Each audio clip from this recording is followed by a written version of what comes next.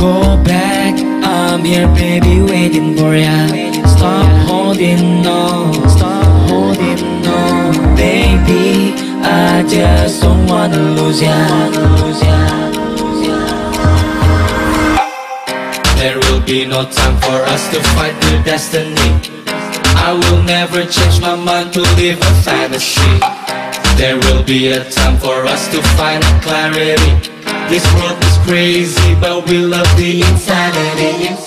There will be no time for us to fight with destiny. I will never change my mind to live a fantasy. There will be a time for us to find clarity. This world is crazy, but we love the insanity. Jadi ini Laweyan itu bisa dikatakan merupakan bagian dari Kerajaan Pajang. Jadi kalau kita lihat sejarahnya dulu ya, Kerajaan Pajang pada waktu itu rajanya Sultan Hadiwijaya atau kita sebut terkenalnya Joko Tingkir. Joko Tingkir itu tahun 1500-an, 1546. Laweyan ini bisa dikatakan merupakan tanah perdikan atau bagian dari Kerajaan Pajang. Tanah perdikan itu tanah bebas, satu area bebas pajak ya. Bisa dikatakan ini adalah Central Business Districtnya Kerajaan Pajang. Jadi memang kegiatan batik itu sudah lama sekali di sini. Maka Laweyan itu selain sebagai kawasan pusat industri batik, juga sebagai kawasan pusat perjuangan. Dan bisa dikatakan kalau kita telusuri lebih jauh, rumah-rumah di Laweyan itu rumah-rumah saudagar itu sangat unik ya, mempunyai ciri khas arsitektur yang berbeda dengan yang lain. Jadi memang arsitekturnya Jawa, pola tata ruang Jawa, tetapi karena juga daerah di sini daerah perdagangan yang cukup maju kan, banyak interaksi dengan daerah luar.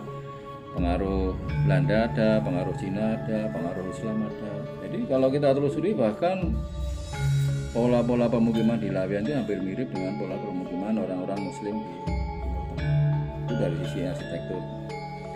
Nah, kemudian berkembang, dan tapi awal-awal tahun 70 ya, awal tahun 70 itu muncul produk-produk baru ya, yang sebetulnya bukan batik, tapi tekstil motif batik, atau kita sebut printing itu ya, kan ada orang menyebut batik printing, tapi sebenarnya bukan batik itu tekstil motif batik. Tapi kan orang nggak paham karena memang dikira batik, memang itu murah, gampang pelaksanaan, cepat. Kalau batik kan lama, mahal dan sebagainya. Akhirnya orang banyak beralih ke printing batik tradisional collab.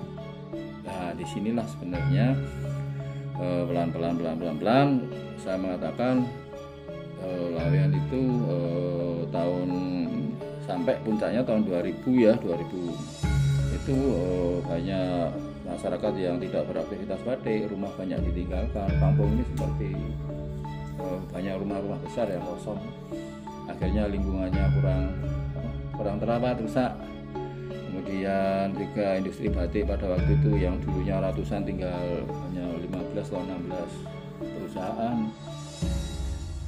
Nah, akhirnya kampung itu menjadi kumuh, rusak.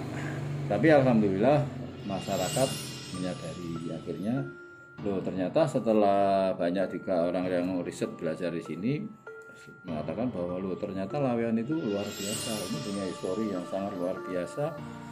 Dan akhirnya menyadari ternyata kawasan yang ditinggali ini kawasan bersejarah.